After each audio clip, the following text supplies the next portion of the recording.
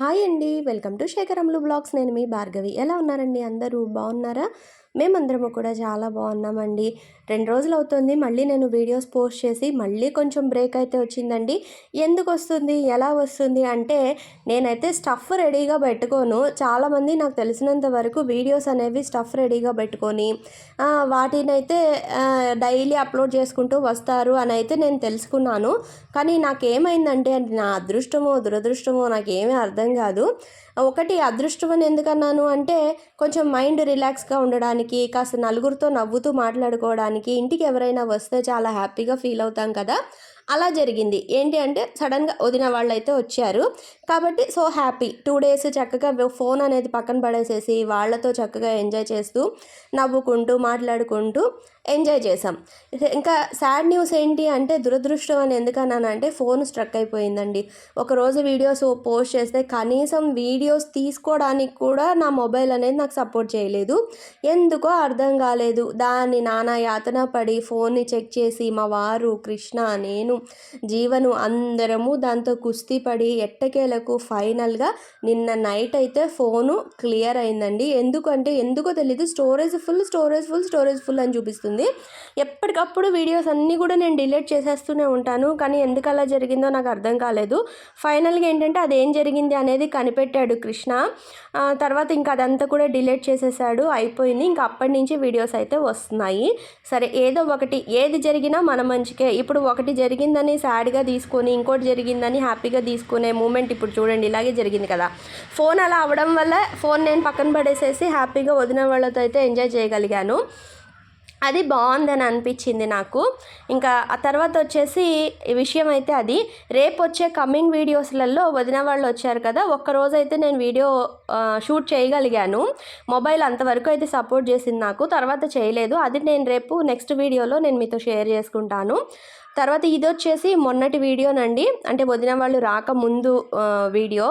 నేను కృష్ణ డస్టింగ్ అయితే చేస్తున్నాము ఇల్లు. రోజు కొంచెం అయితే చేసుకుంటూ వస్తానండి, ఒకేసారి మొత్తం చేసుకోము. మా ఇంట్లో ఎక్కువగా ఈ పని చేసేది ఎవరు అంటే నేను, నా పెద్ద కొడుకే. జీవను మా వారు తక్కువ ఇలాంటి పనికి రావడం వాళ్ళు. అందుకని చెప్పి ఇంకా నేను వాడు ఇద్దరము కలిసి కాస్త ఒక్కొక్క గది శుభ్రం చేసుకుంటూ అయితే వస్తున్నాము. ఫైనల్గా బూజులన్నీ దులిపేసేసుకొని కిటికీలన్నీ క్లీన్ చేసుకొని ఇవన్నీ అయ్యాక మొత్తం గూళ్ళు కూడా షెల్ఫ్లో అన్నీ కూడాను అది డస్టింగ్ చేసేద్దాం నాన్న అని చెప్పనైతే కృష్ణ అన్నాడు. అమ్మ మధ్యాహ్నం లంచ్ చేసేసిన తర్వాత నేను గ్లోయర్ పెట్టేస్తాను, అదేంటంటే మొత్తం డస్ట్ లాగేస్తుందండి. నేను అది ఆన్లైన్లో కొన్నాను, నాకు 700 రూపీస్ ఏమో పడింది. బాగా యూజ్ అవుతుందండి. కాకపోతే ఒకటే చిన్న మైనస్ ఏంటంటే దానికి వచ్చిన వైర్ అనేది మనకి ప్లగ్ పాయింట్ ఉంటుంది కదా, ఆ కనెక్షన్ వైర్ అనేది చాలా చిన్నగా ఇచ్చాడు. మీరు స్టార్టింగ్లో వీడియోలో చూసారంటే మీకు తెలుస్తుంది. దానివల్ల ఏంటంటే అది ఎక్కువ దూరం అయితే రాదు, మనకి వైర్ అనేది పొడుగ్గా లేదు, చాలా చిన్నగా ఉంది. అదొక్కటే ప్రాబ్లము. కానీ వర్క్ మాత్రం చాలా బాగా జరుగుతుంది, అంటే బాగా చేస్తుంది. అది మనకి యూజ్ అవుతుంది, పని తగ్గుతుంది మనకి ఇలా డస్టింగ్ చేసుకునేటప్పుడు. మేమైతే దాన్ని ఇంకా అలాగే యూజ్ చేస్తున్నాము. ఎక్కడ స్విచ్ బోర్డులు ఉంటే అక్కడ దగ్గరలో పెట్టేసేసుకొని యూజ్ చేస్తామండి దాన్ని. కృష్ణ అయితే ఇంకా మొత్తం మీద షెల్ఫ్లో మొత్తం డస్టింగ్ చేసేసాడు. ఇంకా అది ఫుల్ వస్తుంది కదా అందులో నుంచి, ఆన్ చేసిన వెంటనే మొత్తం ఉన్న దుమ్మంతా ఎగిరిపోయి ఇల్లంతా నీట్గా అయిపోతుంది. ఇంకా నేను అంతా కూడా చీపురు పెట్టేసేసి ఊడ్చేసాను. బోల్డ్ దుమ్ము వచ్చేస్తుంది. ఇంకా అవన్నీ కూడా షెల్ఫ్లన్నీ వాడు క్లీన్ చేసేసి లోపల గది క్లీన్ చేస్తున్నాడు.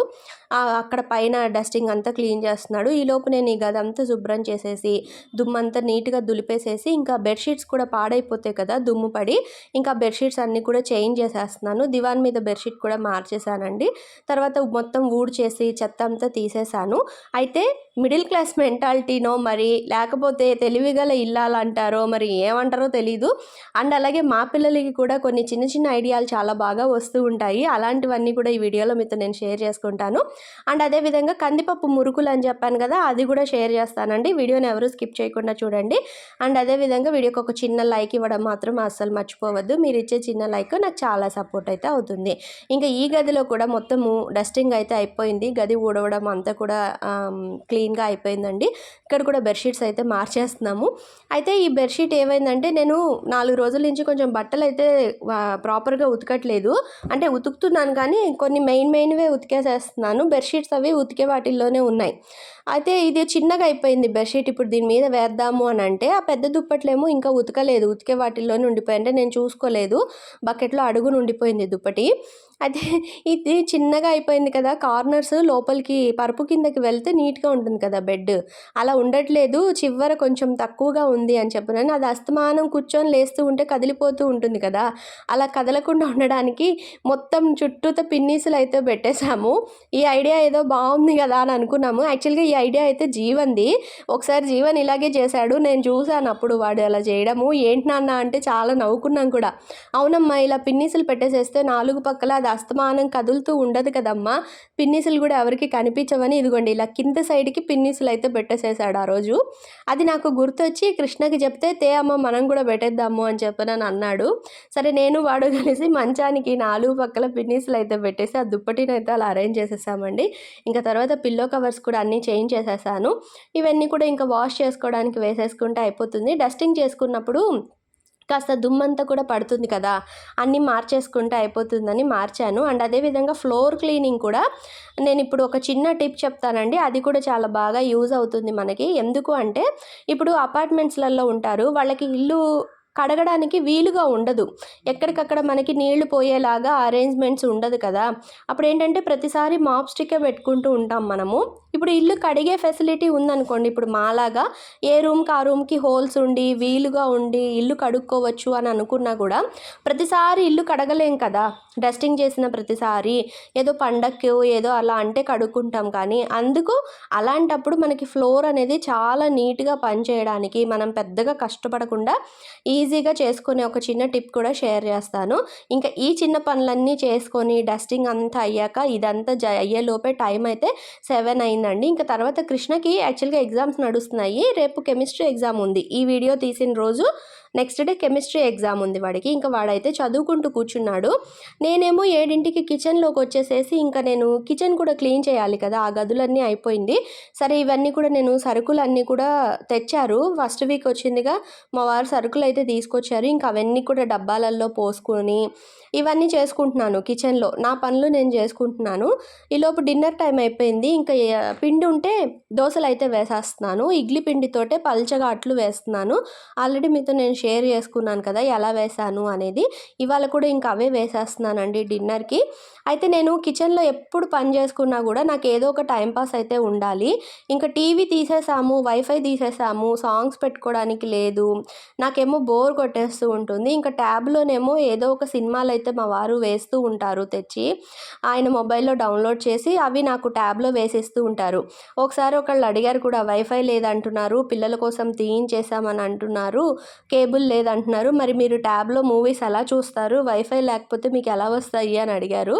నా మొబైల్ డేటా తోటి మా వారి మొబైల్ డేటా తోటి కొన్ని సినిమాలు అయితే డౌన్లోడ్ చేస్తారండి, చేసి వాటిని ఇందులో వేస్తూ ఉంటారు. ఆల్మోస్ట్ నా మొబైల్ డేటా నాకు వీడియోస్కే సరిపోతుంది, ఇంకా నిజం చెప్పాలంటే తక్కువ పడుతుంది. నేను మళ్ళీ ఎక్స్ట్రా 60 రూపీస్ అలా వేస్తూ ఉంటారు మా వారు నాకు. అంటే దాని బదులు వైఫై పెట్టించుకోవడమే బెటరు. కానీ పిల్లల ఎగ్జామ్స్ అయ్యేంత వరకు కూడా ఏంటంటే కొంచెం మేము వైఫై కానీ కేబుల్ కానీ వద్దు అని అనుకున్నాము. అందుకు ఇంకా మొబైల్ డేటాలతోటే మేనేజ్ చేస్తున్నాము, ఎక్స్ట్రా డేటా వేపించుకుంటూ. ఇంకా అందులో మొబైల్స్ అయితే డౌన్లోడ్ చేసుకొని ఇంకా అలా టైంపాస్ చూస్తూ పని చేసుకుంటాను నేను. ముందు పిల్లలకి డిన్నర్ అయితే వేసి ఇచ్చేసాను, జీవన్ ట్యూషన్ నుంచి రాగానే వాడికి తినేసి పడుకుంటాడని చెప్పి. అది అయిన తర్వాత ఇక్కడ సగం పని ఆపేసాను కదా, ఇంకా కిచెన్లో ఆ మిగిలిన సరుకులు అన్నీ కూడా డబ్బాలలో పోసేసేసి అవన్నీ కూడా నీట్గా క్లీన్ చేసేసానండి. మొత్తం ఆ షెల్ఫ్లన్నీ కూడా ఊడ్చేసాను. అయితే ఇక్కడ నేను రేఖా చిత్రము అని చెప్పి ఒక తమిళ్ మూవీ తెలుగులో డబ్బింగ్ అది చూస్తున్నాను. సినిమా అయితే పర్లేదు, బాగానే ఉంది, ఒకసారి అయితే చూడొచ్చు. ఏంటంటే సినిమా మీద ఇంట్రెస్ట్ తోటి ఒక అమ్మాయి ఇంట్లో నుంచి వచ్చేస్తుంది.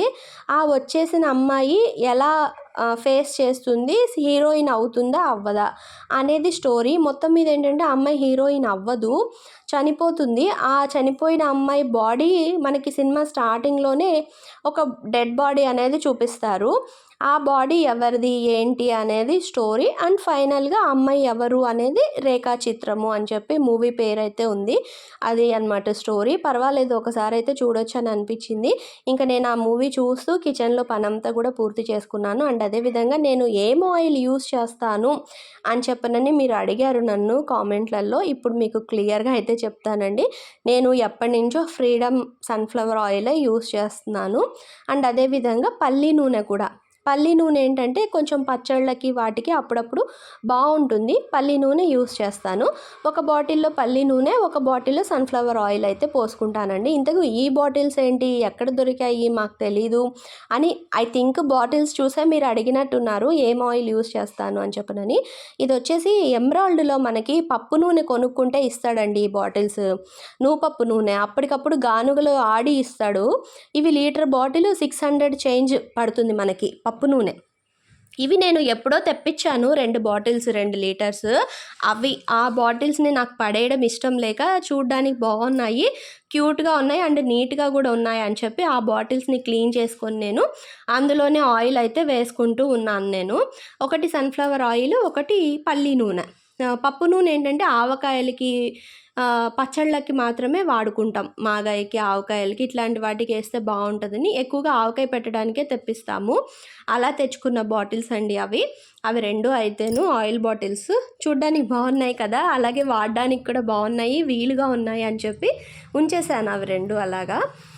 అది ఇంక తర్వాత వచ్చేసి కిచెన్ మొత్తము ఊడ్చేసాను. ఎందుకంటే సామాన్ అంతా సదిరేసాను. ఇదిగోండి కవర్స్ అన్నీ, సరుకులన్నీ పోసుకోగా ఇంకా అలాగే కొన్ని విస్తరాకులు కొంచెం వస్తుంది కదా చెత్త. ఒక నెల రోజులు అయిందంటే మళ్ళీ కిచెన్లో అన్నీ తీసేసేవి చాలా వస్తాయి. ఇంకా అలా అన్నీ కూడా తీసేసాను. తీసేసి ఇదిగోండి ఈ షెల్ఫ్ అంతా కూడా మళ్ళీ కొంచెం ఇటుకు చేంజ్ చేసి ఇవన్నీ కూడా నీట్గా ఎక్కడవక్కడ సర్దేసేసానండి. మొత్తం ఇదిగో సరుకులు ఇక్కడ కింద రెడ్ కలర్ బాస్కెట్ కనిపిస్తుంది కదా, అందులో స్టోర్ చేసుకుంటాను నేను. ఆల్మోస్ట్ అన్ని డబ్బాలలో నింపుకుంటాను. నింపేసేసి ఇంకా ఎక్స్ట్రా ఉన్న సరుకులన్నీ కూడా క్లిప్స్ పెట్టేసేసి, లేకపోతే అదేవిధంగా ఫుల్ ప్యాకెట్ ఉందంటే అలాగే ఉంచేసి ఆ రెడ్ కలర్ బాస్కెట్లో పెట్టేస్తాను. ఇంకా అంట్లు ఒక్కటి తోముకోవాలి. కిచెన్ కూడా మొత్తం క్లీన్ అయిపోయింది. డబ్బాలన్నిటికీ కూడా దేనికి దానికి పేర్లు రాసి ఉంటాయండి, ఏ సరుకులు ఎందులో ఉన్నాయి అని. ఎందుకంటే నాకు పీరియడ్స్ టైంలో పిల్లలు కానీ మా వారు కానీ వంట చేస్తూ ఉంటారు కదా, వాళ్ళకు కూడా వీలుగా తెలియడం కోసము ఏ డబ్బా మీద దాని పేరు రాసిందనుకోండి వాళ్ళు చూసి వీలుగా తీసుకుంటారు కదా అని చెప్పి అలా నోట్ చేసి పెట్టాను నేను. ఇంక ఇక్కడ వచ్చేసి ఫ్లోర్ క్లీన్ చేద్దామని చెప్పి ముందు ఒక గిన్నెలో వేడి నీళ్ళు అయితే పెట్టాను. బాగా మరగాలి నీళ్ళు, అంటే వేడి నీళ్ళు, మరిగే నీళ్ళని తీసుకున్నాను బకెట్లోకి. డైరెక్ట్గా ప్లాస్టిక్ బకెట్లోకి అంత మరిగే నీళ్లు పోసుకోకుండా ముందు కొంచెం చల్లనీళ్ళు అయితే పోసానులేండి. పోసేసి ఆ వేడి నీళ్లు పోసుకొని అందులో కొద్దిగా రాళ్ళ ఉప్పు, కొద్దిగా పసుపు అయితే వేస్తున్నాను. తర్వాత ఇందులో ఏదైనా సరే మనం క్లీన్ చేసుకునే ఫ్లోర్ క్లీనర్, నేనైతే ఎప్పటి నుంచో లైజాలే యూజ్ చేస్తున్నాను. కాకపోతే ఇందులోనే డిఫరెంట్ ఫ్లేవర్స్ తెస్తూ ఉంటారు మా వారు. ఇదైతే లెమన్ ఇవాళ వేసింది అయితేను. మామూలుగా అయితే ఒక్కొక్కసారి రోజ్ అని చెప్పి ఇలాగా అందులోనే ఫ్లేవర్స్ ఉంటాయి కదా, అవి తెస్తూ ఉంటారు లైజాలు. ఇంకా అది వేసేసి మాప్ స్టిక్ని ఆ వేడి నీళ్ళల్లో పెట్టేసి ఫ్లోర్ అయితే తుడుస్తున్నానండి. ఇలా తుడవడం వల్ల ఏంటంటే మనం మెయిన్ ముఖ్యంగా డస్టింగ్ చేసుకుంటాం కదా, ఆ రోజు ఏంటంటే మనకి ఎంత మనం చీపురు పెట్టి ఊడ్చినా సరే మనకి ఫ్లోర్ మీద చాలా ఆ దుమ్ము అనేది చాలా ఉంటుంది. ముఖ్యంగా మన ఇంట్లో చంటి పిల్లలు ఉన్నప్పుడు ఏంటంటే ఇలా క్లీన్ చేసుకున్నాం అనుకోండి, అప్పుడప్పుడు అయినా మనము కనీసం నెలకు ఒకసారైనా ఇలా వేడి నీళ్ళతోటి ఫ్లోర్ క్లీన్ చేసామంటే కూడా నీట్గా ఉంటుంది. కడగడానికి వీలు లేదు అని అన్న వాళ్ళకి ఈ టిప్ అనేది చాలా బాగా యూజ్ అవుతుందండి. అండ్ అదేవిధంగా నేనేమో ఇలా డస్టింగ్ చేసుకున్నప్పుడు పనిమాల ఇల్లు అయితే కడుక్కోలేను కాబట్టి ఈ విధంగా వేడి నీళ్ళతోటి ఫ్లోర్ అయితే నీట్గా క్లీన్ చేసేసుకొని ముగ్గు పెట్టేస్తూ ఉంటాను. అండ్ అదేవిధంగా మాప్ స్టిక్ కూడా అంత వేడి నీళ్ళల్లో మనం ముంచుతాం కాబట్టి అది చక్కగా క్లీన్గా ఉతికినట్టుగా అయిపోతుంది. 2 in 1 పర్పస్ అనమాట మనకు. అది కూడాను చాలా బాగా పని ఈజీగా సులువుగా అయితే అయిపోతుంది. అండ్ తర్వాత ఇక్కడ వచ్చేసి ఇంకా ఫ్లోర్ క్లీన్ చేసేసిన తర్వాత ఇదేమో యాక్చువల్గా నెక్స్ట్ డే వీడియో. ఆ నెక్స్ట్ డేకి వదిన వాళ్ళైతే వచ్చేసారండి. నేను కమింగ్ వీడియోస్లలో మీతో నేను షేర్ చేసుకుంటాను. ఆ రోజు మధ్యాహ్నము కూర్చున్నప్పుడు టీ తాగేటప్పుడు ఏదైనా కాస్త తినాలని అనిపించింది. సరే అప్పటికప్పుడు కొద్దిగా మురుకులు అయితే పిండేద్దాము అని చెప్పనని మురుకులు అయితే పిండుతున్నాను. ఏంటంటే ఉదయం పప్పు వండినప్పుడు కొంచెం పప్పు క్వాంటిటీ ఎక్కువైపోతుందేమో అని అనిపించి కొద్దిగా ముద్దపప్పు అయితే తీసి పక్కకు పెట్టేశాను. ఆ ముద్దపప్పుతోటి మురుకులు అయితే చేసి చూపిస్తానండి. అదేవిధంగా ముద్దపప్పు మిగలకుండా నార్మల్గానే మనం పప్పుతో కూడా చేసుకోవచ్చు. ఆ కొలత కూడా నేను మీకు చెప్తాను. ఇలా మనం కొంచెం ఎక్కువ క్వాంటిటీలో కూడా చేసి పెట్టుకొని టీ టైమ్ స్నాక్ లాగా తినొచ్చు. అండ్ ఇదే పిండిని 3 వెరైటీలు 3, 4 వెరైటీలుగా కూడా చేసి చూపిస్తాను నేను మీకు. ఒక గ్లాసు ఉడికిచ్చిన కందిపప్పు తీసుకోండి. బాగా మెత్తగా ఎనిపేసేసుకోండి పప్పుని. అంటే మరీ పల్చగా చేయొద్దు. 1కి 2.5 నీళ్లు పోసి కందిపప్పుని బాగా మెత్తగా ఉడికించండి. ఉడికిచ్చేసి ఆ పప్పునంతా ఒక బౌల్లోకి తీసేసుకొని బాగా మెత్తగా ఎనిపేసేసి అంటే మెత్తగా మెదిపేసేసి దాన్ని అందులో 1కి 5 గ్లాసులు కొలతండి బియ్యం పిండి. 1 గ్లాసు కందిపప్పుకి 5 గ్లాసులు కొలత. మీరు ఫస్ట్ అయితే 5 గ్లాసులు బియ్యం పిండి వేసి పిండి బాగా కలుపుకోండి. మీకు కొంచెం పల్చగా అయ్యింది అని అనిపిస్తే అప్పుడు ఇంకొంచెం బియ్యం పిండి అనేది యాడ్ చేసుకోండి. ఎందుకంటే మనము నీళ్లు పోసి ఉడికించినప్పుడు మనకి పప్పు క్వాంటిటీ అనేది కొంచెం పల్చగా అయితే బియ్యం పిండి అనేది కొంచెం ఎక్కువగా పడుతుంది మనకి. అందుకు మనం ఎక్కువ నీళ్లు పోసుకోకుండా చూసుకొని మనం బియ్యపిండిని కొంచెం అడ్జస్ట్ చేసుకుంటూ 5-6 గ్లాసుల వరకు బియ్యపిండి అయితే పడుతుంది. అది మనం పప్పు ఉడికించుకున్న అంటే ఉడికించుకున్న విధానాన్ని బట్టి ఉంటుంది. అది 1కి 5 లెక్క నార్మల్గా అయితేను. పడితే ఇంకొంచెం పిండి పడుతుంది అంతే. ఇలా మనం వేసుకొని కందిపప్పు బియ్యపిండి అండి, మెత్తగా ఉడికించిన కందిపప్పులో బియ్యపిండిని వేసేసి కొద్దిగా వాము, ఉప్పు, కారము వేసుకొని మీకు ఇష్టమైతే కావాలంటే నువ్వుపప్పు వేసుకోండి. నేనైతే ఆల్రెడీ కందిపప్పు చాలా కమ్మగా ఉంటుంది, చాలా గుల్లగా కూడా వస్తాయి మురుకులు అనేవి. అందుకు నేను ఇంకా ఏమీ వేయలేదు, జస్ట్ వాము, ఉప్పు, కారం మాత్రమే వేశాను. వేసేసి వేడి వేడి నూనె, కాగిన నూనెని ఇందాక చూసారు కదా, 1.5 గరిటె నూనెలాగా ఈ పిండిలో వేసేసి ఒకసారి బాగా కలిపేసేసి ఈ విధంగా పిండి అయితే తయారైంది. ఇంకా మనము ఎక్స్ట్రా వాటర్ పోసుకునే పని ఉండదు. చాలా వరకు 90% అవసరం ఉండదు. ఆ పప్పులో ఉండే తడికి మనకి పిండి అనేది కరెక్ట్గా సరిపోతుందండి. ఈ పిండినంతా కూడా మనము ఎక్కడ ఉండలు లేకుండా, పొడి పిండి లేకుండా మురుకుల పిండిలాగా బాగా కలిపేసేసుకోవాలి. కలిపేసేసుకొని ఒకసారి ఉప్పు సరిపోయిందా లేదా అని చెక్ చేసుకోండి. చెక్ చేసుకున్న తర్వాత చూసుకోండి ఒకసారి. ఒకవేళ ఏమైనా ఎక్కువ తక్కువగా ఉంటే అడ్జస్ట్ చేసుకోండి ఉప్పు అనేది. తర్వాత ఇదిగోండి బాగా కలిపేసేస్తే చపాతీ పిండిలాగా మద్దిచ్చేసామంటే మనం ఈ విధంగా అయితే పిండి తయారవుతుందండి. ఏమాత్రము మనకి చేతికి అంటుకోదు, విరిగిపోదు, చాలా నీట్గా వస్తుంది. ఇదిగోండి ఇలా మనం చిన్నగా ఇలా చేసుకొని ఇలా కుర్కురే చిప్స్ లాగా అయినా పిల్లలకి వేయించేసి ఇవ్వచ్చు. లేదా మనకు ఓపిక ఉంటే కాస్త ఇలా చెకోడీలాగా కూడా తయారు చేసుకొని వేయించేసుకోవచ్చండి.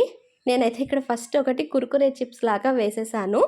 తర్వాత నాకు కొంచెం పిండి అనేది కొద్దిగా గట్టిగా ఉంది అని అనిపించింది. అందుకు ఒక రవ్వంతా కొంచెం వాటర్ అనేది చిలకరించేసేసి ఒకసారి మళ్ళీ బాగా పిండి కలిపేసేసుకుంటున్నాను. కలిపేసేసి ఇప్పుడు ఈ పిండిని మురుకులు గొట్టంలో పెట్టేసి మనం మురుకులు అయితే పిండుకోవచ్చు. ఏ షేప్ కావాలన్నా మనకు ఆ షేపు మురుకులు అయితే, అంటే స్టార్ కానీ, రౌండ్గా కానీ, సన్న సేవులాగా కానీ మన ఇష్టం, ఎలా కావాలన్నా కూడా వేసుకోవచ్చండి. ఇదే ప్రాసెస్. నేను కందిపప్పు నాకు ఎక్కువ అయ్యిందని చెప్పి తీసి పక్కన పెట్టిన పప్పుతో చేశాను. మీరు నార్మల్గా చెప్పాను కదా 1:5 రేషియోలో మీరు కందిపప్పును ఉడికిచ్చేసుకొని కూడా ఇదే విధంగా చేసుకోవచ్చు. అండ్ ఇదే విధంగా సేమ్ పెసరపప్పు మెథడ్ కూడా సేమ్ అండి, సేమ్ ఇదే విధంగా పెసరపప్పును కూడా ఉడికిచ్చేసి సేమ్ ఇలాగే కూడా చేసుకోవచ్చు. అది కూడా నేను ఆల్రెడీ మీతో వీడియో షేర్ చేశాను.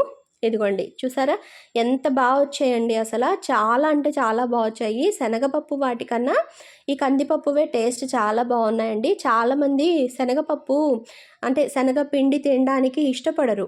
అంటే గ్యాస్ ఫామ్ అవుతుంది, మాకు పడదు శనగపిండి అని ఈ విధంగా కొన్ని చిన్న రీజన్స్ ఉంటాయి వాళ్ళ హెల్త్ విషయంలో. అలాంటి వాళ్ళు ఈ విధంగా కందిపప్పుతో కూడా చేసుకొని తినొచ్చండి. ఇందులో మనం వాముకు వేసాం కాబట్టి పొట్టకి ఎలాంటి ప్రాబ్లము ఉండదు, గ్యాస్ వస్తుందేమో అనే ప్రాబ్లం కూడా ఉండదు, వాము వేసాం కదా. ఈ విధంగా అయితే నేను అప్పటికప్పుడు ఇంకా టీ టైం స్నాక్ లాగా కొంచెము కందిపప్పు మిగిలిందని దాన్ని ఈ విధంగా మురుకులుగా అయితే పిండేశాను. టీ పెట్టినంత సేపట్లో టీ మరిగేలోపు మురుకులు రెడీ అయిపోతాయండి మనకి. చాలా సింపుల్ ప్రాసెస్, చాలా బాగుంటాయి కూడా టేస్ట్. మీరు ఒక్కసారి ఒక చిన్న బుజ్జి గ్లాస్ ట్రై చేసి చూడండి, డిఫరెన్స్ మీకే తెలుస్తుంది. శనగపప్పువి తింటే మనకి ఎలా ఉంది టేస్ట్, కందిపప్పువి తింటే ఎలా ఉంది టేస్ట్ అనేది మీకే అర్థమవుతుందండి. చాలా బాగా వచ్చాయి గుల్లగా, అండ్ కలర్ కూడా మంచి గోల్డెన్ కలరు. ఎందుకంటే కందిపప్పులో ఆల్రెడీ నేను పసుపు వేసి ఉడికిచ్చాను కదా, ఆ పసుపు కలర్ బహుశా అనుకుంటాను. ఎంత బాగున్నాయో చూడ్డానికి, అంత బాగున్నాయి. ముందు చూపులకి బాగుంటే తర్వాత నోటికి ఆటోమేటిక్గా బాగుంటుంది అని అనిపించింది. చూడంగానే వాహ్ ఎంత బాగున్నాయి అని అనిపించింది. ఇంకా తర్వాత వచ్చేసి ఇంకొక మెథడ్ చూపిస్తాను అన్నాను కదా, మనకి మురుకులు పిండుకోవడానికి ఓపిక లేదు, అంత శ్రమ నేను పడలేను అన్నప్పుడు చపాతీ పిండిలాగా పిండి బాగా కలిపేసేసుకొని మనం ఈ విధంగా చిన్ని చిన్ని ఉండలు చేసేసుకొని చిన్ని చిన్ని చెక్కల్లాగా ఇలా చేత్తోటే ఒత్తేసేసి, టీవీ చూస్తూ అయినా చేసేసుకోవచ్చండి ఇవన్నీ. మనము ఇలా కొన్ని ఒత్తేసేసుకొని ఆయిల్లో డీప్ ఫ్రై చేసేసుకోవచ్చు ఈ విధంగా. ఇలా చేసుకుంటే ఏంటంటే పిల్లలకి ఎప్పుడు రొటీన్ లాగా మురుకులేనా అని అనకుండా కొంచెం కొత్తగా డిఫరెంట్గా ఈ బుజ్జి బుజ్జి చెక్కల్లాగా చేసేసి మనం పిల్లలకి బాక్సుల్లో అయినా పెట్టచ్చు. లేదు రేపు సమ్మర్ వస్తుంది కదా, పిల్లలకి సమ్మర్ హాలిడేస్, ఇంట్లోనే ఉంటారు పిల్లలు, అస్తమానం ఏదైనా చిరుతిండి కావాలి అని అడుగుతూ ఉంటారు. ఒకటే పిండి మనం ప్రిపేర్ చేసుకొని ఈ విధంగా 3-4 రకాలుగా చేసుకున్నాం అనుకోండి, పిల్లలకి సేమ్ తింటున్నాము అనే ఫీలింగ్ ఉండదు. ఎందుకంటే డిఫరెంట్ షేప్స్ కాబట్టి అన్నీను, ఒకటి చెక్కల్లాగా, ఒకటి మురుకుల్లాగా, ఒకటి కురుకురే చిప్స్ లాగా, అండ్ అదేవిధంగా చెకోడీల్లాగా, ఇలా 4 రకాలుగాను చేసి పెట్టామంటే పిండి మాత్రం ఒకటే, మనకి శ్రమ తక్కువే. అలా మనం ప్రిపేర్ చేసుకున్నామంటే పిల్లలకి 4 రకాల వెరైటీస్ లాగా ఉంటుంది. ఒకసారి మురుకుల్లా తిన్నా సాయంత్రం చెక్కల్లాగా తిని ఎంజాయ్ చేస్తారు కదా.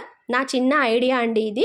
నచ్చితే కనుక తప్పకుండా ఫాలో అవ్వండి. మీకు రెసిపీ బాగుంది అని అనిపిస్తే ఒకసారి ఒక బుజ్జి గ్లాసు ట్రై చేసి ఎలా ఉంది అనేది మీ కామెంట్ ద్వారా నాతో అయితే షేర్ చేసుకోండి. మేమైతే చాలా బాగా ఎంజాయ్ చేస్తూ తిన్నాము.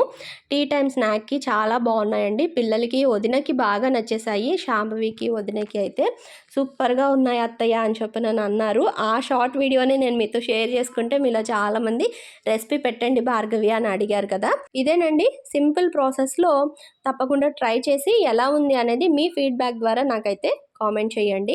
అలాగే వీడియోని అయితే లైక్ చేయడం అస్సలు మర్చిపోవద్దు. కొత్తగా ఛానల్ ఎవరైనా చూస్తున్న వాళ్ళైతే సబ్స్క్రైబ్ చేసుకొని సపోర్ట్ అయితే చేయండి. వదిన వాళ్ళు వచ్చిన మొదటి రోజు అండి, ఉదయాన్నే మేము ఏం లంచ్ చేసుకున్నాము ఏంటి అనేది నెక్స్ట్ వీడియోలో మీతో నేను షేర్ చేసుకుంటాను. అది కూడా వదిన చేతి వంట. నేనైతే వంట చేయలేదు, వదిన చేశారు ఆ రోజు. నేను మీకు వదిన చేసిన వంట రెసిపీని కూడా రేపటి వీడియోలో షేర్ చేస్తాను. ఈరోజు వీడియో అయితే ఇదేనండి. నేను షేర్ చేసిన 2 టిప్స్ ఎలా ఉన్నాయి అండ్ అదేవిధంగా కందిపప్పు మురుకులు ఎలా ఉన్నాయి అని చెప్పనని తప్పకుండా మీ కామెంట్ ద్వారా నాతో అయితే షేర్ చేసుకోండి. అండ్ వీడియోని ఒక చిన్న లైక్ ఇవ్వడం మాత్రం మర్చిపోవద్దు. Thank you for watching. Bye.